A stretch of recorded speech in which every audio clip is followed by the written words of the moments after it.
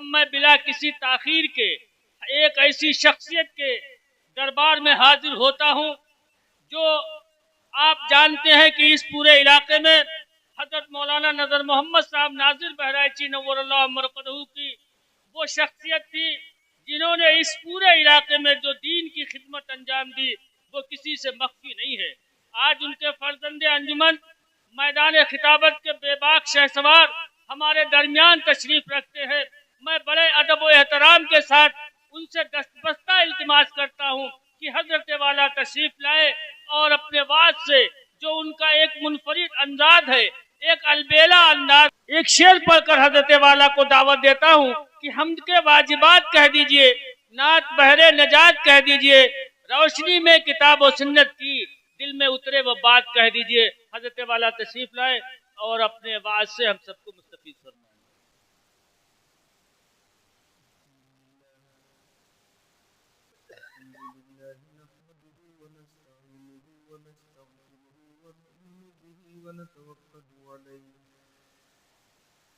ونعوذ بالله من شرور أنفسنا ومن سيئات أعمالنا من يهده الله فلا مضل له ومن يضلل فلا هادي له ونشهد أن لا إله إلا الله وحده لا شريك له ونشهد أن محمدا عبده ورسوله صلى الله تعالى عليه وسلم قال الله تبارك وتعالى في القرآن المجيد والفرقان الحميد أعوذ بالله من الشيطان الرجيم بسم الله الرحمن الرحيم قل هل يستوي الذين يعلمون والذين لا يعلمون وقال النبي صلى الله تعالى عليه وسلم طلب العلم فريضة على كل مسلم صدق الله العظيم وصدق رسول الله صلى الله عليه وسلم आवाज माइक अच्छी कर रहे हैं आप हमें समझाओ ना, छोड़ दो अपना माइक रखने चले जाएंगे। हमने कहा छोड़ दो, ऐसे हमने कहा छोड़ दो, इतना करो, समझाओ ना। आप हजरात से गुजारिश है खाली जगह भी बस आगे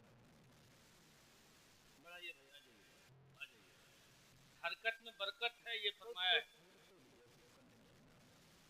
आप हजरात भी जरा सब बिस्तर से उठा लो, अलग अलग होकर न बैठिए, नुकसान होगा।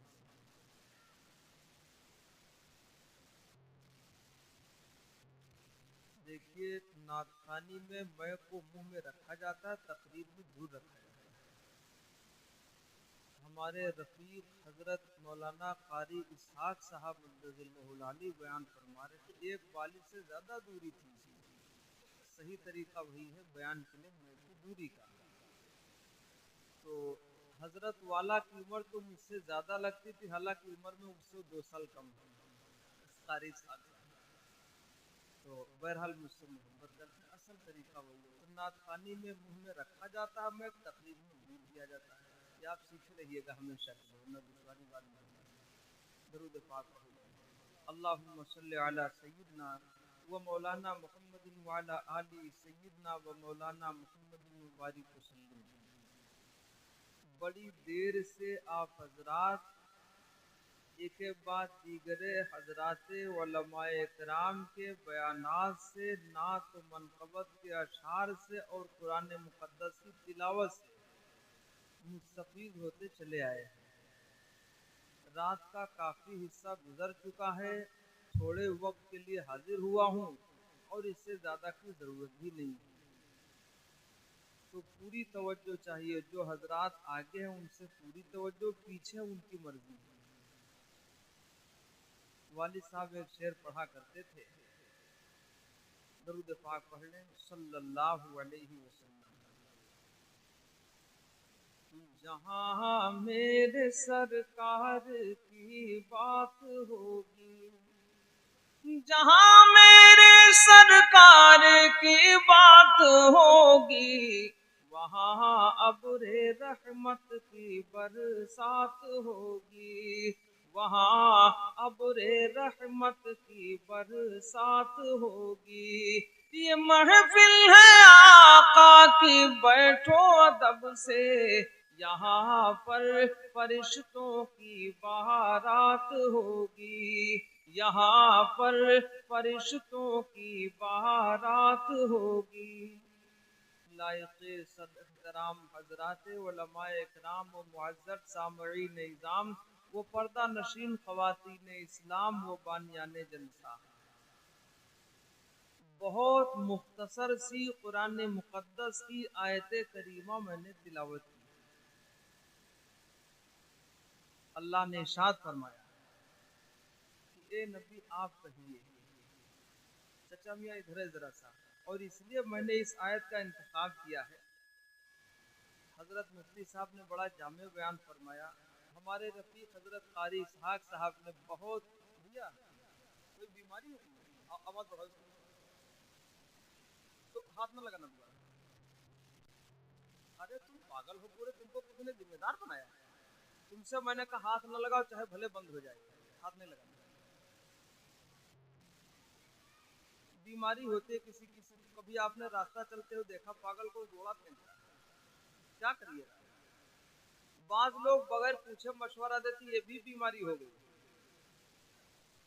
एक लबलब मिला हमको वहीं, अभी हम आए जहाँ से, वो ये वहाँ पटरौना से आके सर दर्द हो गया बयान के बाद। कहा हजरत यहाँ से देवरिया गाड़ी जाते तो वहाँ, तो मैंने कहा तुमसे हमने पूछा है, सफर हम करेंगे, हम समझते हैं रास्ता कैसा क्या, वो जरूरत हमारी है, आप समझाओ ना, सिर्फ जगह छोड़ दो बस। तो अब जबरदस्ती मशवरे की बीमारी भी हो गई। अरे कोई पूछो तब मशवरा दो ना, बस अल्लाह सही। और जिसको देखो कमे है, अल्लामा शेख सादी फरमाते हैं जितना बदअकल आदमी होगा ज्यादा बोलेगा, और जो अकलमंद होगा वो मजमे के किनारे बैठेगा, बाद में बोलेगा। उलमा बैठे मालूम कर लो, गुलिस्तान और दोस्तान, भैया इसकी आवाज थोड़ा बढ़ाओ, हमको ना देखो आवाज बढ़ाओ, 200 रुपया वो हमको भीग के ले लेना, और बढ़ाओ। हाँ, अब ये आवाज चाहे चाहे तेज हो चाहे सिर्फ, आप हाथ में लगाना। तो बहुत मुख्तसर सी आयत करीमा का इंतखाब मैंने किया है। अब लोग ऐसे से चले हैं, यहाँ उलमाए इकराम तशरीफ रखते हैं, और हमारे हजरत मौलाना भी हैं, बहुत सारे हजरात हैं, और आप हजरात भी जरा साहब, तो मोबाइल ये बीमारी है कि लोग इसी में पड़े रहते हैं, सुनते कम है, इसमें ज्यादा करते हैं, ये एक बीमारी है। तो अब लोग चले हैं तो दूसरी दूसरी किताबों का हवाला देते हैं, और अगर वो लोग भी हों जो ऐसे लोगों को मदऊ करते हैं, जरा वो भी सुन लें। दूसरी किताबों का हवाला, दूसरी किताबों का पढ़ना, दूसरे मजहबों का पढ़ना, वगैरह वगैरह वगैरह।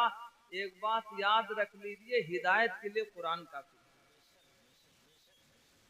हिदायत के लिए किसी किताब की जरूरत कुरान मुकद्दस के सबूत के लिए नहीं है, नबी के नबूवत के लिए किसी और किताब की जरूरत नहीं है।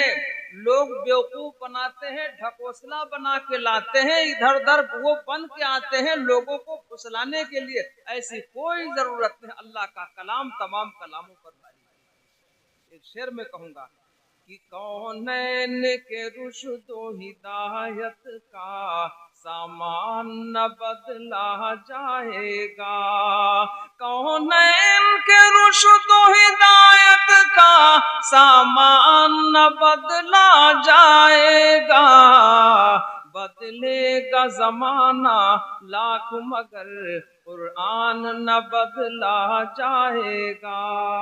तो सबसे मुकद्दस किताब कौन सी भैया? कुरान है ना। कोनो बाइबल लाता, कोनो फलाना, क्या जरूरत, जब तौरात जबूर इंजील की जरूरत नहीं पड़ी, जब कुरान आया सबकी रहबरी करता है, तो अब भला बताओ। अब हम आगे नहीं कहेंगे, आगे नहीं कहेंगे। आजकल के नौजवान बड़े शौकीन, अता पता कुछ है नहीं,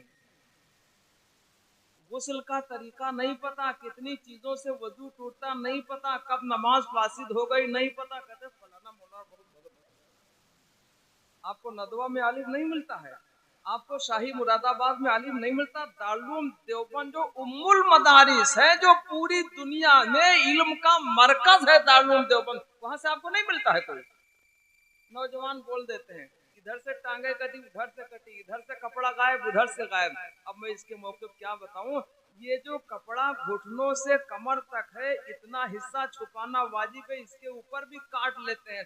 पूछ लो उलमा से नमाज होगी कि नहीं होगी, आप जानो, आपका काम जानो। इतना नहीं पता है, कहते हैं फलाना मौलाना बहुत उसने तो पूरी रामायण ही पढ़ी, कहते उसने तो हनुमान चालीसा। पागल, क्या बताएं, अक्ल की दुश्मनी है ये। सबसे मुकद्दस तो कुरान मुकद्दस है, सबसे मुकद्दस किताब तो वो है, अल्लाह का कलाम है। कुरान मुकद्दस अल्लाह का कलाम भी है, किताबुल्लाह भी है, कलामुल्लाह भी है। सारी किताबें मिट चुकी हैं, लेकिन अल्लाह के कलाम पर आज तक कोई फर्क इसलिए नहीं आया, ये कलामुल्लाह भी है, अल्लाह का कलाम भी है और किताबुल्लाह भी है। बोलो करेंगे इंशाअल्लाह। तो कुरान असल किताब, अल्लाह के महबूब इमामुल अंबिया जनाब मोहम्मदुर रसूलुल्लाह सल्लल्लाहु अलैहि वसल्लम से अल्लाह ने इरशाद फरमाया, कुल हल यस्तवील्लज़ीना यअलमून वल्लज़ीना ला यअलमून।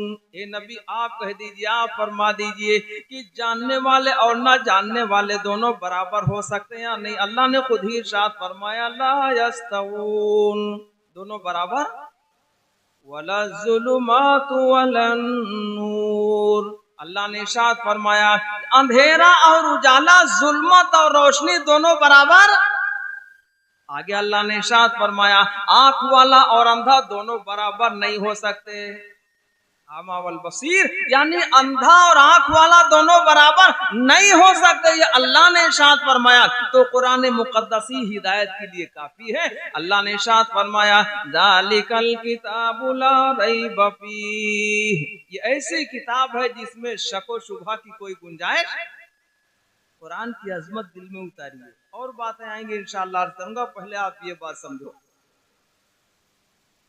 इमाम गजाली रहमतुल्लाह अलैह का बचपना था, जामिया निजामिया बगदाद में पढ़ा करते थे। दुनिया का सबसे बड़ा इल्मी मरकज जामिया निजामिया बगदाद उस दौर में था। अब तो पूरी दुनिया का इल्मी मरकज बेतकल्लुफ दारुल उलूम देवबंद है। मैं कैसे कह दूं, क्या कहूं। अल्लामा अली रजा मिस्री मिस्र से आए, जामिया अजहर मिस्र से हजरत अल्लामा अनवर शाह कश्मीरी रहमतुल्लाह अलैह बयान फरमा रहे थे, दरस दे रहे थे। 3 दिन अल्लामा अली रजा मिस्री दारुल देवबंद की दारुल हदीस में तलबा के साथ बैठे सुनते रहे, और उन्होंने तीसरे दिन कहा कि हजरत, मैं सुनता था यहाँ से इल्म का चश्मा जारी है, आज समझ में आया पूरी दुनिया को फैज यहीं से मिलता। इस पर दारुल में तराना कहा गया था 42 साल पहले। 2 शेर कहूंगा तराना के, कि खुद साक़ी कौसर ने रखी मैं खाने की बुनियाद यहाँ, खुद साक़ी कौसर ने रखी मैं खाने की बुनियाद यहाँ, तारीख मुरतब करती है दीवानों की रूदाद यहाँ, तारीख मुरतब करती है दीवानों की रूदाद यहाँ। और एक शेर बड़ा अच्छा याद है कि हर बूंद है जिसकी अमृत जल, यह बादल ऐसा बादल है, हर बूंद है जिसकी अमृत जल, यह बादल ऐसा बादल है, और 100 सागर जिससे भर जाए, यह छागल ऐसा छागल है, 100 सागर जिससे भर जाए, यह छागल ऐसा छागल है। जी चाहता एक शेर और कहूँ इसका, कि कोहसार यहाँ दब जाते हैं, कोहसार फारसी में कहते हैं पहाड़ों को, कि कोहसार यहाँ दब जाते हैं, तूफान यहाँ रुक जाते हैं। और काह कहते हैं महल को, खाक कहते हैं मिट्टी को, काख कहते हैं फारसी में महल को। सुनिएगा जरा, आज तो वैसे कहा फलाने ने पढ़ दिया मदीने की बात कर दी, सुभान अल्लाह, और समझे कुछ नहीं उधार है। एक जगह लोग मुशायरा में गए तो कहा कुछ समझ में आया, कहा हाँ इरशाद इरशाद समझ में आए। जैसे सुनने वाले वैसे वो आगे नहीं कहेंगे। और जितने यूट्यूब पर घूमते एक आदमी कोई शायर 10 में कहीं एक ही मिलेगा। अब हम इस पे भी नहीं कहेंगे कुछ वरना बुरा मान जाओगे, लेकिन अब कोई इसीलिए वालिद साहब हमको डांटते थे कि बहुत सच ना कहा करो, कभी कभी बोल हो जाएगा। ये हमारी अपनी मजबूरी है। अलहक मुरुन हक बात कड़वी। तो कोहसार यहाँ दब जाते हैं, तूफान यहाँ रुक जाते हैं। कोहसार यहाँ दब जाते हैं, तूफान यहाँ रुक जाते हैं। इस काखे फकीरी के आगे शाहों के महल झुक जाते हैं। इस काखे फकीरी के आगे शाहों के महल झुक जाते हैं।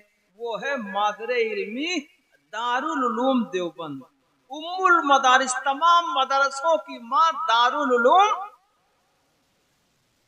अपनी मर्जी से नहीं रखा। इमामुल अंबिया जनाबे मोहम्मदुर रसूलुल्लाह सल्लल्लाहु अलैहि वसल्लम ख्वाब में तशरीफ लाए। हजरत नानवी रहमतुल्लाह अलैह हुज्जतुल इस्लाम से फरमाया, हुज्जतुल्लाहि अलल अर्ज, जब तक जिंदा रहे अल्लाह की हुज्जत और दलील जमीन के ऊपर, और जब दुनिया से रुखसत हुए कब्र में गए हुज्जतुल्लाहि फिल अर्ज हो गए। हजरत अल्लामा कासिम नानवी रहमतुल्लाह अलैह ख्वाब में आका तशरीफ लाए। आका अलैहिस्सलाम ने इरशाद फरमाया, कासिम यहाँ मदरसे की बुनियाद रख। किसने कहा? ज़बाने रिसालत ने कहा है। अल्लाह सही समझ की तौफीक अता फरमाए। अरे बोलो भाई, तो असल इल्म कौन सा भैया? अरे पीछे तक बोल दो ना, कहते फलाना बहुत गजब, पूरी बॉबीले उठा कर पूरा रामायण उठा, पूरा हनुमान। अब तुमको क्या मिलेगा इससे? आपको तो जो मुफ्ती साहब ने कहा सुन्नतों से मिलेगा, किताबुल्लाह से मिलेगा, सुन्नते रसूलुल्लाह से मिलेगा, उधर क्या मिलेगा? अल्लाह सही समझ आता पर कहते बहुत गजब। अब आता पता अपने बारे में नहीं है। कटा है पूरा, इधरों काटे उधरों काटे पड़ा। आता पता नहीं है कि नमाज होगी या घुटनों से कमर तक छुपाना वाजिब है। अगर ये हिस्सा खुले और नमाज में इतनी देर तक खुला रहे, एक बार सुबहान रब्बियल अजीम या सुबहान रब्बियल आला कह पाओ तो नहीं नमाज टूटेगी। 3 बार कहने के मिकदार तक खुला रहा तो नमाज ही टूट जाएगी। और पूरा पहले से काटे पड़ा है उसको, वो कहते फलाना बड़ा गजब है। अब कुछ सीखो तो पहले उलमा से ताल्लुक रखो, उलमाए हक से ताल्लुक रखो ना। आपके यहाँ तो इदारे महमूदिया है, इतना बड़ा मदरसा, जाओ बड़े बड़े उलमा है। और याद रखिए बहुत बड़े आलिम दीन हजरत मौलाना इमाम अली साहब रहमतुल्लाह अलैह, आप कई जिलों में इतना बड़ा मुनाजिर नहीं पाते जितने बड़े मुनाजिर थे हजरत मौलाना इमाम अली साहब दानिश रहमतुल्लाह अलैह। समझे नहीं समझे? अल्लाह सही समझ अता फरमाए। तो मैं कह रहा था जामिया निजामिया बगदाद में पढ़ते थे इमाम गजाली रहमतुल्लाह अलैह। हजरत बड़ी गुर्बत में जिंदगी बसर करते चले आए। कभी पेट भर खाना नहीं मिला करता था। और भैया आपको सुन लो जरा, यहाँ तलबा भी हैं, बहुत पेट भर खाओगे तो इल्म की जगह कहाँ रखोगे? एक दो की बात नहीं करता हूँ। हजरत अल्लामा कारी सैयद सिद्दीक अहमद साहब बांधवी रहमतुल्लाह अलैह, जो हजरत कारी इसहाक साहब के दौरे के उस्ताद, हजरत पेट भर खाना नहीं खाया करते थे, पानी भरते थे, उसके बदले कुछ रोटियां मिलती थी। सबसे पहले फतेहपुर आए, जो कानपुर से 82 किलोमीटर दूरी पर। समझ लो भाई, हजरत पेट भर खाना नहीं खाते थे। हजरत नानोती रहमतुल्लाह अलैह, और मैंने जिनका जिक्र किया हजरत हजरत हजरत हजरत रहमतुल्लाह अलैह, कौन? हजरत इमाम गजाली रहमतुल्लाह अलैह, बहुत बड़े अल्लामा थे। इनके इल्मी मकाम को देखा जाए तो सर से टोपी नीचे आ जाए, इतने बड़े अल्लामा थे। कौन? हजरत इमाम गजाली रहमतुल्लाह। आवाज बढ़ाओ, तुम आवाज की जिम्मेदार नहीं हो, कम हो ज्यादा हो इसका आप जिम्मेदार नहीं हो। 3 बार बता चुका हूँ, 4थी बार नहीं बताऊंगा। 3 बार में सब कुछ है।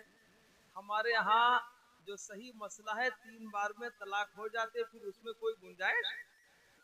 और बात बाजों के यहाँ एक बार बैठ करके एक ही जगह बैठ के 100 बार कह दो तब भी एक ही मानी जाती है, और मैं कहूंगा नहीं, उस पर कोई उसका मौका नहीं है। एक मर्तबे हजरत मौलाना उसामा साहब रहमतुल्लाह अलैह, मुफ्ती शकील साहब रहमतुल्लाह अलैह और हजरत मौलाना अफजलुर रहमान साहब शेखुल हदीस दामद बरकात यहाँ हरदोई वाले, तो रसूलाबाद एक जगह है जिला उन्नाव में, और कारी आजाद साहब ने प्रोग्राम करवाया था बहुत पहले रद्दे गैर मुकल्लिदियत पर।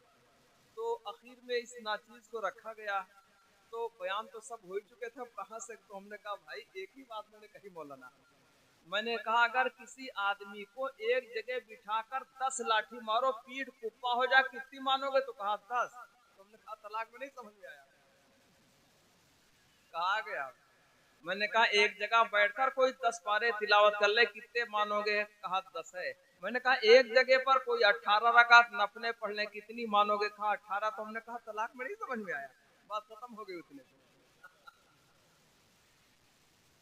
तो अर्ज कर रहा था कि 3 बार दखल लगता है, कोई वजू में 4 बार हाथों को धुल ले तो उसका वजू मकरूह हो जाएगा, पानी का इसराफ होगा, पानी ज्यादा हो जाएगा, 3 ही बार सुन्नत है। और एक बात बहुत ध्यान में आ गई तो उलमा की मौजूदगी में अर्ज कर दूं, हमारे यहाँ हनफी मसलक में यानी इमाम आजम अबू हनीफा रहमतुल्लाह अलैह फिक़ह के ये इमाम थे, जो मसला कुरान में हदीस में सराहत के साथ न पाया जाए, खुल्लम खुल्ला न पाया जाए, उन दोनों की रोशनी में जो पाया जाता है उसको कहते हैं फिक़ह। तो सबसे बड़े इमाम थे फिक़ह के इमाम आजम अबू हनीफा रहमतुल्लाह अलैह। आज एक बात सिर्फ बताऊंगा, हमारे यहाँ हनफी मसलक में अमले कसीर नमाज में पाया जाए तो नमाज फासिद हो जाएगी, टूट जाएगी। अमले कसीर यानी ज्यादा अमल, एक ही रुक्न में 3 बार एक ही अमल मुसलसल पै बपै पेश हो जाए, उस अमल को अमले कसीर बोलते हैं, उससे नमाज टूटती। एक बात मैंने अर्ज कर दी, मिसाल के तौर पर मोबाइल जेब में रखा हुआ, एक बार घंटी आई, आपने कहीं किसी बटन को दबा दिया, दोबारा फिर बेल बजी, फिर आपने घंटी को दबाया, तिबारा फिर बेल बजी, अब आप तिबारा घंटी को दबा देंगे किसी बटन को, नमाज फौरन फासिद हो जाएगी। एक रुकन में 3 बार कोई अमल मुसलसल पेश हो जाए, इसको अमले कसीर कहते हैं। आगे कोई बात नहीं करूंगा, इससे ज्यादा मौका नहीं है। तो अर्ज कर रहा था, इमाम गजाली रहमतुल्लाह अलैह जामिया निजामिया बगदाद में पढ़ाते थे, भूखे रहा करते थे, बनिया शरबत बेचा करता था, और शाम के वक्त जो शरबत बचता नाली में फेंक कर चला जाया करता। एक दिन इमाम साहब कहने लगे कि ये बनिया तो शरबत नाली में डाल के चला जाता है, मैं जरा भूखा प्यासा रहता हूँ, शरबत ही से कुछ मदद मिल जाया करे तो मुझे दे दिया कर। तो बनिया ने इमाम साहब को धक्का दे दिया कि नहीं, और शरबत नाली में फेंक के चला गया। और भैया कोई ऐसा आदमी हो तो नाराज न हो जाए, बनिया बड़ा चालाक होता है। जब आप जीरा खरीदने जाओगे और लाल मिर्च खड़ी वाली खरीदने जाओगे तो जब आप 100 ग्राम मांगोगे तो 1 पाव भर देगा, ऊपर से बड़ी बड़ी मिर्च उठा लेगा, जब डंठल बचेगा ना टूटा खाता वही आप समझोगे बहुत सखी आदमी, सखी वकी में बहुत ही चकड़ है वो, ऊपर से उठाता जाएगा नीचे वाला कूड़ा भर करके। अरे बोलो है कि नहीं, ऐसे बड़ा चालाक होता है। और एक साहब मिले तो मैंने कहा भाई जब आप गोश्त बेचते हो तो हम लोग को अंदाजा होता भाई 1 किलो हो चुका होता, आप 1 किलो की जगह 1.25 किलो 1.5 किलो क्यों रख देते हो तराजू के पल्ले में? तो आप नहीं समझ पाओगे, उनका समझा दो ना, कोई बहुत बारी बात है। कहा सुनो, कुछ तो हमारी मर्जी की बोटियां होंगी और कुछ खरीदार की मर्जी के मुताबिक बोटियां होंगी, हम अपनी मर्जी वाली भर देते हैं और जब उसको घटाना होता तो उसकी मर्जी वाली उठा उठा के नीचे डाल ले जाओ, हड्डी नापो घर में, आज चक्कर होता। अरे बोलो है कि नहीं? तो भैया बनिया बड़ा चालाक होता है। बनिया ने इमाम गजाली रहमतुल्लाह अलैह को धक्का दे दिया, पानी और शरबत को नाली में डाल के चला गया। हजरत घड़ी ने देखे, हम घड़ी देख चुके हैं, 12 बजे हम छोड़ देंगे, कोई घड़ी नहीं देखे, हमारे पास घड़ी है और हम ठीक इंशाल्लाह 12 बजे छोड़ देंगे। नमाज में भी लोग बहुत थकते हैं, जब मस्जिद में जाते तो घड़ी बराबर देते, कहीं ज्यादा ना हो जाए, कहीं कैद में फंस जाए। मस्जिद में जब तक रहोगे सवाब ही मिलेगा, चाहे पढ़ो चाहे इसे बैठे रहो। अरे बोलो है कि नहीं? तो लोग बहुत आयन वक्त पे जाएंगे, और शहर में तो लोग बड़े वक्त के पाबंद होते, बहुत आयन वक्त पे जाएंगे और इतनी जल्दी भागेंगे कि आप पता नहीं लगा पाओगे किसकी चप्पल उठा ले गए। बहुत जल्दी भागते हैं और उनका पैर बता नहीं पाएगा कौन चप्पल पुरानी है कौन नहीं। जब उनका पैर पड़ेगा तो नई चप्पल में पड़ेगा। खैर वो बात नहीं।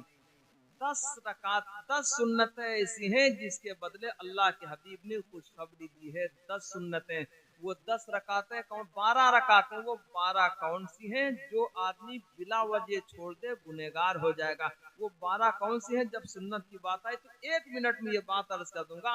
वो 12 रकातें कौन सी हैं जिसके लिए ताकीद की गई है? अल्लाह के हबीब अलैहिस्सलाम पाबंदी फरमाते थे, सहाबा इकराम, ताबईन, तबा ताबईन, औलिया अल्लाह, बुजुर्गान दीन उसकी हमेशा पाबंदी करते थे। वो 12 सुन्नतें कौन सी हैं? तो फजर से पहले की सुन्नतें हैं। ये इतनी अहम सुन्नतें हैं कि अगर छूट जाए तो जब आप फर्ज पढ़ लीजिए उसके बाद इनको सूरज निकलने के 20 मिनट के बाद पढ़िए, और 20 के बाद से लगाकर जब तक जलाल का वक्त रहता उससे पहले पहले आप उन सुन्नतों को पढ़ सकते हैं। और अगर जलाल का वक्त यानी सूरज जमाल पर आ जाए, सूरज घूम जाए, जोहर का वक्त शुरू हो जाए, अब वो सुन्नत माफ हो जाएगी, अब आप नहीं पढ़ेंगे। लेकिन तब तक इसकी गुंजाइश इतनी अहम सुन्नत है। कौन सी? फजर से 2 रकात पहले वाली सुन्नत। और 4 सुन्नतें जोहर से पहले की, ये सुन्नतें मुअक्कदा कहलाती हैं। 2 सुन्नतें बाद के ये भी जरूरी हैं, और 2 सुन्नतें मगरिब के बाद की हैं, इसकी भी बराबर पाबंदी की गई है। और 2 रकातें ईशा की फर्ज के बाद हैं। ये कुल मिला के 12 सुन्नतें हो गई हैं, इसकी ताकीद की गई है। अल्लाह सही सुन्नतों पर अमल की तौफीक अता फरमाए। तो अर्ज कर रहा था, इमाम गजाली रहमतुल्लाह अलैह को धक्का दे के बनिया चला गया। बहुत मुख्तसर कर वरना वक्त हो जाएगा। कुछ दिनों के बाद बनिया की लड़की शादी के लायक हो गई, और बनिया मालदार बहुत अब हुआ। और बहुत ज्यादा आदमी जब मालदार हो जाता तो कंजूसी बिल्कुल ठेका ले लेती है, सोचता औरो हो जाए, औरो हो, जिसके पास तो ना भैया मेहमाना खिला दे, जो होगा कल देखा जाएगा। और जब बहुत दौलत है तो समेटे रखो और कहीं घट न जाए। बनिया बड़ा मालदार था, लड़की शादी के लायक हो गई। बनिया ने कहा था, अगर मैं अपनी बेटी को सबसे ज्यादा कीमती सामान जहेज में न दूं, मेरी बीवी को 3 तलाक़ें हो जाएं। जब 3 दिन बाकी रहे, बनिया ने पता लगाना शुरू किया। पता चला जितना सामान इसने इकट्ठा किया है, सारा सामान पहले ही से दिया जा चुका। बनिया परेशान हो गया, पता लगा के इधर उधर बहुत ज्यादा परेशान हुआ। जब 3 ही दिन शादी के रह गए तो बीवी से कहा, क्या होना चाहिए? मैंने पता तो बहुत लगा है, जितना सामान मैंने ढेर कर दिया है, ये सारा सामान पहले ही से दिया जा चुका है, मामला तलाक का आएगा। तो तलाक क्या रही?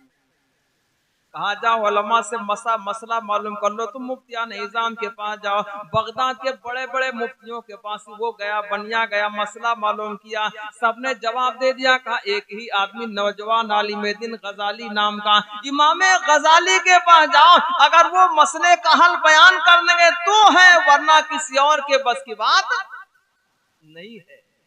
बनिया आया इमाम गजाली रहमतुल्लाह अलैह के पास, हजरत मसला बता दीजिए, मैंने ऐसा ऐसा कहा था, सबसे ज्यादा कीमती सामान अपनी बेटी को जहेज में न दे पाऊं, मेरी बीवी को 3 तलाक़ें हो जाएं। हजरत ने फरमाया, बनिया सुन, इस बात को बताने के लिए तुझे 1 खच्चर रुपया देना पड़ेगा, तब मसले का हल होगा। 1 खच्चर के माने पूरी बोरी में भर लिया जाए रुपये, तब सोने चांदी के सिक्के चलते थे, आज की तरह वैसे थोड़े लोहा मिला। तो कहा, 1 बोरी यानी 1 जानवर खच्चर बोझल हो जाए, उसके बोझ के बराबर तुझे रुपया देना पड़ेगा, तब मैं मसले का हल बताऊंगा। बनिया ने कहा, ये पैसे तो हजरत ज्यादा हो जाएंगे, मशवरा के बाद मैं कल बताऊंगा। बनिया घर गया, बीवी से कहा कि हजरत ने ये कहा तो था, सुनो सौदा भी सस्ता है, तलाक हो जाएगी, मुंह नहीं दिखा पाओगे, 1 खच्चर रुपया दे दो, सौदा ये सस्ता है।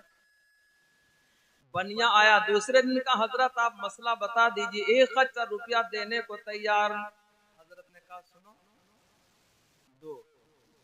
कहा, क्या मतलब? कहा 2 खच्चर। कहा, हजरत आपने कल 1 ही कहा था। कहा, सुन बहुत चकड़ न बन, कल पहला दिन था, दूसरा दिन है, 2 खच्चर देने पड़ेंगे।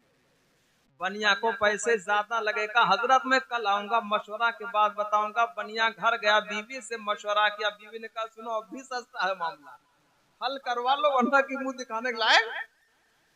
बनिया तीसरे दिन आया, कहा हजरत मसला बता दीजिए, मैं 2 खच्चर रुपया देने को तैयार हूं। हजरत ने कहा 3। कहा हजरत आप तो पढ़ाते जाते, आपने 2 की बात कहा, सुनो कल दूसरा दिन था, तीसरा दिन। बनिया ने कहा हजरत मैं तैयार हूँ, आप मसला बता दीजिए। समय रिसालत के परवाने, ईमान वालों, बुजुर्गों और दोस्तों, हम दुनियावी तालीम बड़ी बड़ी डिग्रियां दिलवा करके बहुत ज्यादा खुश हो जाते हैं कि बड़े कमाल को पहुंचा दिया, बड़े कमाल को पहुंचे, और बेटी बहुत कमाल को पहुंच गई। दीन की तालीम नहीं है, कुरान की तालीम नहीं है, समझे नहीं समझे, नमाज और रोजे इसकी मालूमात नहीं है। क्या जवाब दोगे? अल्लाह क्या कुछ पता चला मालूमात नहीं है। तुम्हारा दिया हुआ पैसा खत्म हो जाएगा, दी हुई दौलत खत्म हो जाएगी, दिया हुआ सामान खत्म हो जाएगा, कहीं आग लग गई सामान ही जल जाएगा, लड़की खत्म हो गई सामान वो बेईमान लूट लेगा। जब पहले से उसने रियायत नहीं की तो मरने के बाद कहाँ वापस कर देगा? आप बताओ। ये दी हुई दौलत खत्म हो जाएगी, सामान चला जाएगा, लेकिन कुरान वाली दौलत जो सीने में जा चुकी है उसको कोई छीन ही नहीं सकता, इसको कोई छीन पाएगा नहीं। मैं तो कहा करता हूँ मिसाल में अपने बयान के अंदर, दुनिया की बड़ी बड़ी किताबें अगर कोई स्कूल और कॉलेज को ले जाएगा, पीठ पर उसका बोझ लद के जाएगा, किताबें पीठ पर लद के जाएंगी, यानी किताबें पीछे, चलने वाला आगे।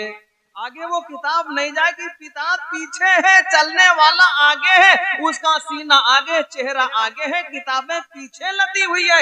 इस बात की दलील और अलामत है कि ये सारा इल्म इधर ही छूट जाएगा, उधार ही जाओगे। लेकिन जरा कुरान की बात बता दो, समय रिसालत के परवान, जब कुरान की बात आएगी औरतें बोलेंगी ये तो बड़ी वाली किताब, कहते हैं बड़ी किताब है, वाकई बड़ी किताब है, बेचारी अपनी जबान में बोलती है कि बड़ी किताब से माने अल्लाह का कलाम है, अल्लाह की किताब है। इस किताब को सीने से लगाकर पहले वजू करके और इसको चूम कर सीने से लगाकर तब पढ़ने वाला चलता है, बच्चे जाते हैं। इस बात की अलामत है ये किताब अल्लाह की किताब दुनिया में रहबरी करेगी, कब्र में रहबरी करेगी, पुलसरात पर रहबरी करेगी, मैदान क़यामत में भी कुरान मजीद लोगों की शफाअत करवा के जन्नत में दाखिल करवाए। इमाम गजाली रहमतुल्लाह अलैह अंदर तशरीफ ले गए, कलामुल्लाह शरीफ उठा के लाए, कहा बनिया सुन ये अल्लाह का कलाम है, किताब है, इस किताब को ले ले, जब सारा सामान देने लगना तो कलामुल्लाह शरीफ को भी हदिया में दे देना, इसकी कीमत इतनी ज्यादा है कि दोनों जहान की दौलत मिलकर इसका मुकाबला। अरे बोलो भाई, कदर करूंगा इंशाल्लाह। तो 40 चक्कर न पढ़ना, पढ़ गए हो लेकिन अब दोबारा एहतियात करना।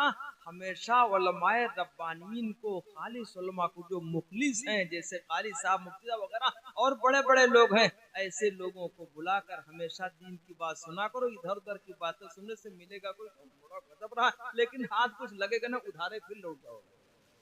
अल्लाह सही अमल की तौफीक। अरे भैया बुरा तो नहीं लग रहा है, लेकिन है यही है। तो मैंने शेर अभी कहा था ये कि कौनैन के रुश्द हिदायत का सामान न बदला जाएगा, कौनैन के रुश्द हिदायत का सामान न बदला जाएगा, बदलेगा जमाना लाख मगर कुरान न बदला जाएगा। हजरत ने बनिया को कुरान मुकद्दस दे दिया। लोग कहते हैं कुरान जलाने से जल गया, नुस्खा जल गया। मैंने कहा किसने बताया कलाम जला? में जला होता तो जल चुका होता, मौजूद ना होता। आज भी अल्लाह का कलाम मौजूद है, कागज जला है, नुस्खा जला है, अल्लाह का कलाम तो आज मौजूद है, हमेशा मौजूद रहे। कलाम ना जलाने से जलेगा ना मिटाने से मिटेगा, नुस्खा जल जाएगा, कागज है, कोई भी कागज जला दो, कुछ भी लिख दो तो कागज तो जल ही जाएगा। अल्लाह का कलाम जलने वाला मिटने वाला नहीं। तो तय करो ईमान वालों, कुरान मुकद्दस की तालीम अपने बच्चों को और बच्चियों को, इसकी जगह कहाँ घर घर करवा पाओगे, आसान नहीं है। इसके लिए मदरसा होता है, ये मदारिस दीन की छावनियां। क्या है ये तालीम गाहें दीन की छावनियां है, यहीं से मिलेगा। एक आदमी बैठेगा, मुदर्रिस बैठेगा और वो तालीम देगा। मुदर्रिस का बड़ा मकाम होता है। और मैं क्या बताऊं, बात तो बार बार आती है, इसलिए मुझे मजबूरन कहना पड़ता है। इधर उधर का खर्चा बहुत करते हैं, इनको दिया उनको दिया, ये किया वो किया, ताकि लोग समझे बहुत ज्यादा हाई फाई आदमी, इधर उधर बहुत किया। लेकिन जब मुदर्रिस को देने की बारी है तो कहते हैं इनको 5,000 दे दो, 3,000 इमामत के, 4,000 इधर पढ़ाने के, 7,000 बस। कहते हैं बहुत है इतना। और 1 घंटे वाले को दिया बहुत, और इधर जो 24 घंटे लगा है कहते हैं 7,000 बहुत है, इमाम साहब कम नहीं। भाई मैं मुदर्रिस नहीं हूँ, कभी मौका था पढ़ा देता था। एक मदरसे थोड़ी जिम्मेदारी है, ईदगाह की इमामत का मसला है, 32 साल हो गए, सन 1992 से ये मसले सामने है, और बाकी जरा ये सफर होता है तो इसलिए फुर्सत नहीं होती। लेकिन मैं अक्सर जगहों में ये बातें अर्ज कर देता हूँ कि 7-5 की लाठी, 1 का बोझ, 10 खेत तब 1 खलियान। क्या मतलब? आप मस्जिद में एक गोल्ला रख लो जिसमें पैसा डलता है, उसमें रोजाना 5 रुपया डालते जाओ, हर रोज 5 रुपया एक में डालो, दूसरे में भी 5 डालते जाओ, एक मकतब और मदरसे के लिए खास कर लो और एक मस्जिद के लिए खास कर लो, तो अलग अलग रख के दोनों में रोजाना 5-5 रुपए। बच्चे 5 से कम नहीं लेते, अब तो 10 लेने लगे हैं। 5 दे दो तो नाली में फेंक के चले जाएंगे, गुस्सा हो जाओ, और 2 अगर दोगे तो न जाने कितनी दूर फेंक देते, अरे पोल नहीं फेंक। तो 10-5 तो रोजाना इसे चले जाते हैं, बच्चे ले जाते हैं, इधर उधर गिर जाते हैं, न जाने क्या क्या होता है। 1-आध रुपया गिर जाए तो आदमी उठाने की जहमत नहीं करता, अरे कौन उठाए 1 रुपया के बाद, और 10 गिर गए इसके लिए हम गाड़ी रोकर उठाएं। तो 10-5 की कोई हैसियत इस दौर में नहीं है ईमान वालों। अगर ये 5-5 दोनों मिला के 10 रुपए रोजाना डालते रहे तो 1 महीना पूरा होने के बाद कितना हो जाएगा? 300 हो जाएंगे। 150 इधर और 150, पता चलेगा आपको? नहीं पता चलेगा। मुझे याद है 40 साल पीछे की बात, बचपना था, मैं पढ़ता था, चुटकी चलती थी। 40 साल की बात तकरीबन हो गई, इसलिए कि 40 साल का अरसा हो गया। मैं मदरसा फुरकानिया दाखिले के लिए गया था, 40वां साल, उससे पहले की बात है ये। तो चुटकी चलती थी। जिन जिन के यहाँ खाना, मान लीजिए चावल पकने जा रहा, तो उस चावल में से थोड़ा निकाल के रख दिया अलग। रखते रखते 1 हफ्ता हो गया, फिर जुमेरात के दिन आते थे बच्चे वसूली के लिए, जो 1 हफ्ते में जमा हुआ। मान लीजिए 1 किलो चावल पकना तो 100 ग्राम निकाल के अलग रख दिया, 1 किलो आटा पकना तो 100 ग्राम आटा निकाल के दूसरे बर्तन में रख दिया। 1 हफ्ता पूरा हुआ, उसके बाद जब बच्चा है वसूली के लिए, दोनों उठा के, अब यहाँ हो न हो, कहीं हो न हो, लेकिन पहले हमने देखा हमारे इलाके में चलता था, उसको चुटकी बोलते थे, चलता था। तो पता चला 50 घरों से जमा होते होते अच्छा खासा ढेर हो गया। अगर कुछ न हो तो उसी से इमाम और मुअज्जिन की तनख्वाह, मुदर्रिस की तनख्वाह। और पता चला नहीं, अल्लाह के नाम पर जब पहले से निकाला जाए बरकत हो जाएगी। जब 1 किलो आटा लगने वाला अल्लाह के नाम पर पहले से निकाल दिया जाएगा, बरकत हो जाएगी। 1 किलो आटा और 1 किलो चावल में अगर 8 लोग खाते थे और अल्लाह के नाम पर पहले से निकाल जाए, उसकी बरकत होगी। 20 लोग खाएंगे, घटेगा तभी नहीं। अल्लाह को दे दो फिर घट जाए, ऐसा हो ही नहीं सकता। अल्लाह बड़ा गयूर है, बड़ी गैरत वाला है, जो उसके साथ करे अल्लाह बहुत याद रखता। अल्लाह लेता नहीं, अल्लाह की तो देने की आदत है, लेने की आदत नहीं।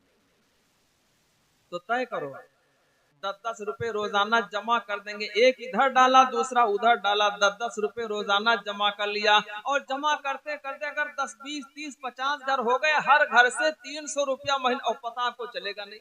जब 10-5 यूं ही चला जाता, पता चलेगा नहीं। इकट्ठा कहो 300 महीने में दीजिए, तो आदमी को गरानी गुजरे, यार बहुत हम नहीं दे पाएंगे, अरे बोलो है कि नहीं? और 10-10, 5-5 करते रहे, हर महीने में 300 हो जाएंगे, सब जमा हो गया। इमाम की तनख्वाह बढ़ा दी, मुदर्रिस की तनख्वाह बढ़ा दी, मुअज्जिन की तनख्वाह बढ़ा दी, उसका भी काम हो जाएगा, इधर भी बरकत हो जाएगी। बोलो होगी कि नहीं? तो तय करो ईमान वालों। तो अर्ज कर रहा था, दीन की तालीम, ये तालीम गाहें मदारिस हुआ करते हैं, दीन की छावनियां हैं, कदर कीजिए दोस्तों वहाँ। तो अल्लाह ने इरशाद फरमाया, कुल हल यस्तविल्लज़ीना यअलमून वल्लज़ीना ला यअलमून। अल्लाह ने इरशाद फरमाया, ए मेरे नबी आप कह दीजिए कि जानने वाले और न जानने वाले दोनों बराबर। अल्लाह ने फरमाया बताओ, कुल हल यस्तविल्लज़ीना यअलमून वल्लज़ीना ला यअलमून। क्या जानने वाले और न जानने वाले दोनों बराबर हो सकते हैं? आगे अल्लाह ने इरशाद फरमाया ला यस्तवून, बराबर हो ही नहीं सकते। कि बेइल्म तमा खुदारा शनाख्त, अल्लामा शेख सादी फरमाते हैं बगैर इल्म के अल्लाह को पहचाना नहीं जा सकता। एक बात तो ये हो गई, बोलो करेंगे ऐसा? बच्चों को दीन की तालीम सबसे पहले अल्लाह का नाम और अल्लाह का कलाम पढ़ाया जाएगा, अल्लाह की किताब पढ़ाई जाएगी। बोलो करेंगे इंशाअल्लाह। और ये तालीम घर से होती है। माँ का गोद पहला मदरसा होता है। माँ का गोद, हमारा लड़का साथ में आया है, नाजरा मुकम्मल है, मदरसे की तालीम, ये घर की इसकी माँ की तालीम है। 7 बच्चियां और उनमें से 5 का कुरान यूं ही नाजरा घर में। और जितने बच्चे जब वो बोलना शुरू करते तो सबसे पहले उनको कलमे ही की बात की जाती है। अल्लाह का फजल है। तो ये माँ का गोद बच्चों के लिए पहला मदरसा होता है। वालिए कंधार, कंधार के बादशाह ने सुना लड़का जंग से वापस हार के आ रहा, पीठ फेर के आ रहा। बीवी ने कहा ऐसा नहीं हो सकता, कहा दूसरी खबर का इंतजार करो। जब बीवी ने बहुत इत्मीनान से कहा, जब दूसरी खबर आई तो पता चला हार के नहीं जीत के आ रहा है। तो वालिए कंधार ने बीवी से कहा बीवी तुझे कैसे पता हुआ कि जंग से पीठ फेर के नहीं आएगा? कहा कैसे आता, जब जब मैंने बच्चे को दूध पिलाया, पहले वजू किया तब दूध पिलाया। बावजू दूध पिलाने वाली माँ, बावजू दूध पीने वाला बच्चा कभी पीठ फेर कर नहीं आया करता। अल्लाह हमारी माँ बहनों को समझ अता फरमाए। ये तो अपना दामन छुड़ा लेती है, मोबाइल में बच्चों को फंसा देती है। कुछ काम करना हुआ ना, वो मोबाइल छप्पर वाला चला ना, पूरा अजाब तो है, वो पकड़ा दिया बेटा ये ले जाओ।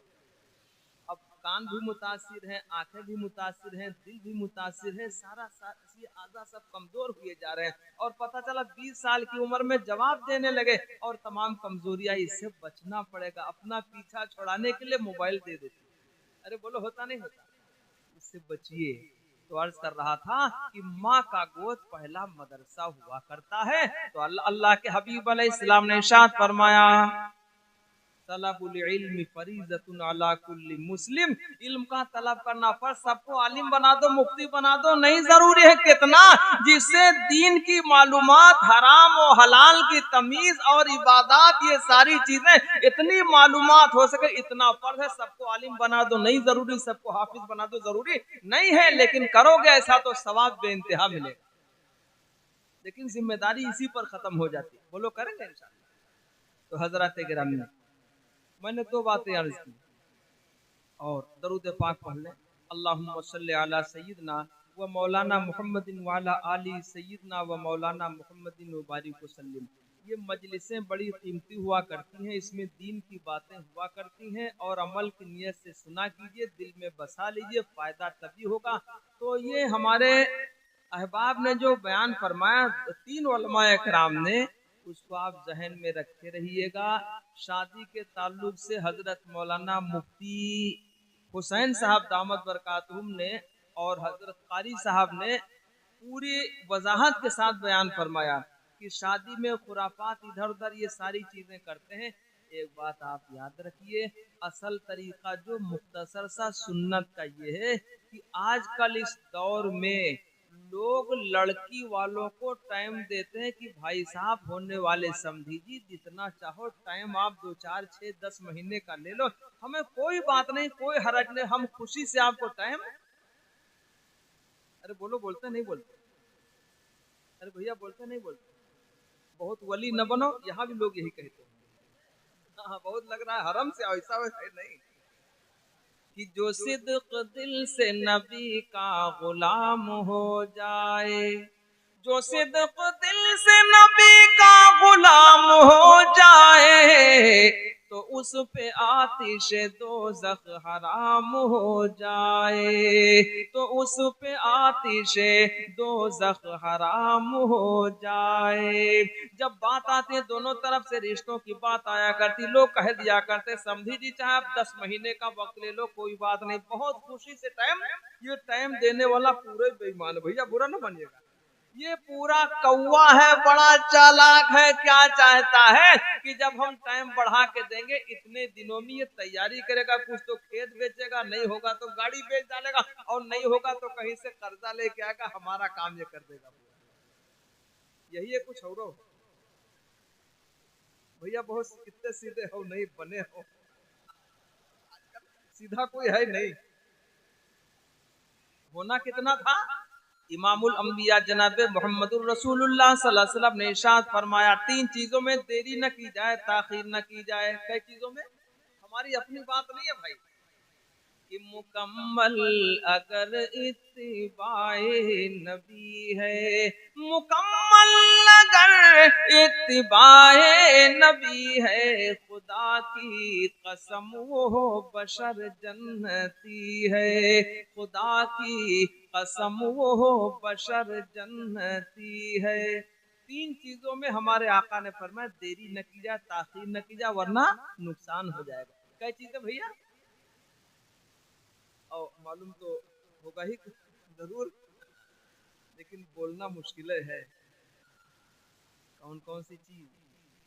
जनाजा तैयार हो जाए तो कफन और दफन में देरी, नमाज का वक्त हो जाए टाल मटोल न किया जाए। क्यों? अल्लाह ने इरशाद फरमाया, इन्ना सलाता कानत अलल मुमिनीना किताबम मौकूता। नमाजें अपने वक्त मुतय्यना ही में फर्ज है। टाल मटोल करोगे कहीं नमाज का वक्त ही न निकल जाए। एक बात और जिम्ना अर्ज कर दूं कि बाज वक्त ऐसा होता है कि ईशा की नमाज में देरी हो जाती है, आदमी सफर से आया, बीमार पड़ा, दवा खाली, खांसी वाली दवा खुली, 4 घंटे ऐसे पड़ा रहा, पता चला उसकी आंख खुली सुबह 4 बजे, उठा ही नहीं। तो सुबह 4 बजे के बाद यानी 4:45 तक करीब करीब इस वक्त सहरी का वक्त होता है। जब तक सहरी का वक्त है तब तक ईशा का वक्त रहा करता है, लेकिन बिना वजह ताखीर करना उससे सवाब घटेगा, कराहियत पैदा होगी, और मजबूरी की वजह से टाइम बढ़ जाए तो सवाब पूरा ही मिलेगा, कोई कराहियत नहीं है। खैर एक बात मैंने गुजार की है, एक बात और अर्ज कर दें, जरा सा आगे है जबरन जहन के अंदर, वो जरा सा हम गुजार कर दें कि मान लीजिए जोहर का वक्त आजकल, असर का वक्त शुरू हो जाता है 3:40। अब लखनऊ के यहाँ के टाइम में हो सकता है कुछ 1 आध मिनट का फर्क हो, तो मान के चलिए 3:40 पे असर का टाइम शुरू हो रहा है। आदमी ने समझा कि अभी तो जोहर का वक्त बाकी होगा, उसने पढ़ा 3:45 बजे, जोहर की नमाज अदा की नियत बांधकर, नियत करता हूँ 4 रकात नमाज पढ़, वक्त जोहर वास्ते अल्लाह ताला के उसने पढ़ लिया कि अभी इसका वक्त होगा। बाद में पता चला कि वक्त जोहर का बाकी नहीं था, असर का शुरू हो चुका था, वो तो 3:42 ही पे खत्म हो चुका था जोहर का टाइम, लेकिन उसने नियत ऐसी बांधी वक्त जोहर वास्ते अल्लाह ताला के। उलमा बैठे, जिम्मेदारी के साथ अर्ज करूंगा, ऐसी नियत बांधने पर नमाज तब भी अदा हो जाएगी, लेकिन अब कज़ा मानी जाएगी, दोहराना तब भी नहीं पड़ेगा। मसला याद रखिए, दोहराना तब भी, नमाज अदा हो जाएगी, अब कज़ा मानी जाएगी, लेकिन नमाज मान ली जाएगी, नमाज को दोहराना नहीं पड़ेगा। पता चला आपने 3:30 बजे नमाज पढ़ी, नियत करता हूँ 4 रकात नमाज पढ़, आज की जोहर की कज़ा वक्त असर अभी 3:30 बजा, पता चला 4-6 मिनट बाकी है, अब आपने नमाज पढ़ ली कज़ा के साथ। किसी ने बताया कि भाई साहब अभी तो जोहर का टाइम ही बाकी था, आपने कज़ा की नियत कर ली, तो अब इस नियत पर भी उसकी नमाज हो जाएगी, कज़ा की नियत की, तभी वो अदा ही मानी जाएगी, तभी वो, अरे बोलो भाई, अदा, भैया हजरत ना बोलो, चुप बैठो आराम से, तभी वो, हाँ जाओ कहीं मोबाइल देखो, तब भी वो अदा ही मानी जाएगी। अरे समझ के नहीं समझा,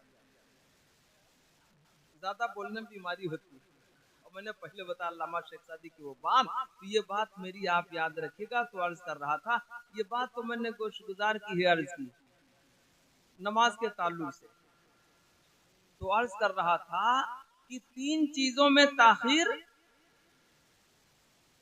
नमाज का वक्त हो जाए, जनाजा तैयार हो जाए तो कफन और दफन में देरी, और तीसरी आखिरी वो क्या चीज है भैया? मामला थोड़ा फंसेगा इसमें, जब लड़का शादी के लायक हो जाए, लड़की शादी के लायक हो जाए, जोड़ का रिश्ता मिल जाए, तो अब ताखीर, बाद लोग बड़े चकड़ होते हैं। आज हो गई है बात, तारीख 7 महीने और दूर की है, और इस दौरान बराबर अस्सलाम वालेकुम, अरे बोलो होता नहीं होता, सूफियाने इस्लाम बोलो हलाल है कि हराम, इतना पूछते हैं। हराम है, जायज नहीं है, आप पूछ लो चाहे ताल्लुम से मसला, इसलिए कि गैर महरिम की बात बेतकल्लुफ होना रोजाना की जायज नहीं है। अभी निकाह नहीं हुआ है, बात हुई है, बात करना शुरू कर दिया, जायज नहीं है, नाजायज है, गुनाह है। क्यों लंबी तारीख रखी है? जब बात हो जाती तारीख तय कर लेते, जल्दी से निकाह कर लेते, इतना लंबा वक्त डाल जाए, बीच में बातें होती वो भी नाजायज। बातें करना नाजायज है, गुनाह है, और आगे पीछे करते रहे, बीच में टोकने वाले आ गए, किसी ने जा करके कुछ मढ़ दिया, पता चला बातें खत्म हो गई। ऐसा भी बहुत बार होता है। अरे होता नहीं होता? अल्लाह के हबीब का फरमान, मेरे आका जी ने कह दिया जमीन आसमान पे जाए, सूरज बजाए, पूरब के पश्चिम की तरह से निकले और पूरब जाके डूब जाए, ऐसा तो हो सकता है, लेकिन ताजदार मदीना इमामुल अंबिया जनाब मोहम्मदुर रसूलुल्लाह सल्लल्लाहु अलैहि वसल्लम की बात गलत, तो इसमें भी देरी न की जाए। तो टाइम कौन मांगे भैया? इतनी बात करके बात खत्म करूंगा। टाइम मांगे कौन?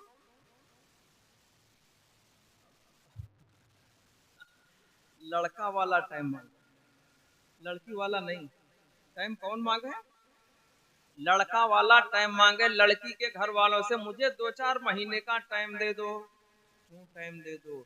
हम जरा कमरा दुरुस्त करवा लें, कुछ और रंग रोगन है वो भी करवा लें, हमारे पास कूलर नहीं है उसका इंतजाम कर लें, अगर गर्मी का मौसम है हमारे यहाँ बेड नहीं सही जरा वो भी ले आए, और हमारे पास और इंतजाम कुकर फलाना ढकाना अर्तन बर्तन गद्दा वद्दा सारा इंतजाम जब हम कर ले, तब निकाह की तैयारी करके निकाह करके। लड़के वाले की जिम्मेदारी है टाइम ये मांगकर इंतजाम करके तब लाए। लड़की के जिम्मे नहीं है, लड़की के घर वालों के। उसने लड़की दे दी, उससे ज्यादा की जिम्मेदारी नहीं है। तुम निकाह पढ़वाने गए हो, खाना न खिलाए तब भी उसकी कोई जिम्मेदारी नहीं है, अगर वो खिला दे तो उसका एहसान है, वरना ज्यादा से ज्यादा हजरत हरदोई रहमतुल्लाह अलैह ने फरमाया, हजरत थानवी रहमतुल्लाह अलैह ने 5 लोगों की बात की है, और हम मुहय्यिस सुन्ना हजरत मौलाना अबरार भक्त साहब हरदोई नव्वरल्लाहु मरकदहू ने 10 की बात कह के बस किया है कि 10 से ज्यादा न जाए, मस्जिद में निकाह पढ़वा के अपने घर ले आए बीवी को, उस रात के गुजरने के बाद जितना चाहे लोगों को अपनी उसाद और हैसियत के मुताबिक खिला दे। सुन्नत तो ये थकाते हैं लड़की वाले को, पता चला 2-4 लाख का वो कर्जदार हो गया, लड़का वाला इंतजार में बैठा हुआ। एक साहब मिले, उन्होंने पानी पेश किया तो पानी सादा था, बिल्कुल वैसा पानी। मैंने कहा क्या फ्री घर? मैंने कहा मौलाना 1 महीना बाकी है। उन्होंने कहा क्या मतलब? 1 महीना बाकी है, लड़की की शादी होनी है, तो लड़के का निकाह होगा, तो लड़की की तरफ से। मैंने कहा पूरा बन बिला रहे हैं, हमें फ्रिज नहीं लाया कि ये कहां से मिलेगा? लड़की के घर वाला तोबा है या अल्लाह, बड़ा तोबा है या अल्लाह। अरे बोलो है कि नहीं? उसके जिम्मे नहीं है, जब इंतजाम कर लो निकाह करवा के लड़की को घर लाओ, तुम्हारी जिम्मेदारी है। और इतना नहीं, मुजद्दिदे मिल्लत हजरत थानवी रहमतुल्लाह अलैह ने फरमाया कि लाने और ले जाने की मैके ले जाओ, लड़की यानी बीवी के माँ बाप से मुलाकात के लिए जिम्मेदारी तुम्हारी है, किराया तुम्हारा, लाने की भी जिम्मेदारी तुम्हारी है। इसलिए कि निकाह के वक्त कहलाया जाता है कि अलावा नान नफका के 10-20-30 हजार महज जो भी जिस हैसियत का आदमी हो, बाद में बोला जाता अलावा नान नफका के इतनी महर के साथ तुम्हारे निकाह में, आदमी बोलता है मैंने कबूल किया। तो नान के माने खाना पीना, सब नफका के माने बीमारी इजादी कपड़ा लत्ता लाना ले जाना, सब आदमी के दिन में। ऐसे बात बन जाएगी नहीं। तो याद रखो समय रिसालत के परवन, अगर कामयाबी चाहिए तो सुन्नतों को अपनाना पड़ेगा। अगर सुन्नतों को छोड़ा तो न यहाँ कोई भाव रहेगा, न मरने के बाद कोई भाव रहेगा, टकक नहीं बचेगी, यहाँ भी कोई भाव नहीं रहेगा। दरूद पाक पढ़, अल्लाहुम्मा सल्ली अला सय्यिदना व मौलाना मुहम्मदिन व अला आलि सय्यिदना व मौलाना मुहम्मदिन मुबारक वसल्लम। 2-3 शेर पढ़े देता हूँ, उसके बाद बात खत्म है।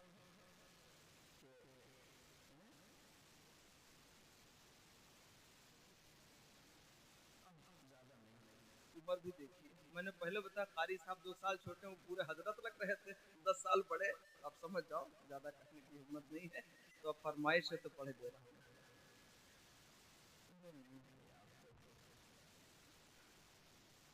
दरूद पाक सल्लल्लाहु अलैहि वसल्लम। कम से कम इतना भी दरूद है सल्लल्लाहु अलैहि वसल्लम। और जब लगे कि खाना कम है घर में, मेहमान अचानक रात में 10 बजे आए हैं, तो दरूद पाक पढ़ते जाइए, खाना निकालते जाइए, इंशाल्लाह घटेगा नहीं, घटेगा नहीं इंशाल्लाह। इसमें बड़ी बरकत है। और चाहे आप 1000 बार पढ़ लीजिए, सर में गर्मी नहीं पैदा होगी, दिमाग गर्म हो जाए इधर उधर होने लगे नहीं। और अगर कोई सोचे कि बिल्कुल आधा पगले हो जाए, कुल हल्ला पढ़ना शुरू कर दो 40-40 बार। अल्लाह के हबीब अलैहिस्सलाम का नाम इसमें जो है, पढ़िए दरूद पाक सल्लल्लाहु अलैहि वसल्लम के। उसी रहनुमा पे दुरूद है, उसी ताजवर पे सलाम है, उसी रहनुमा पे दुरूद है, उसी रहनुमा पे दुरूद है, उसी ताजवर पे सलाम है।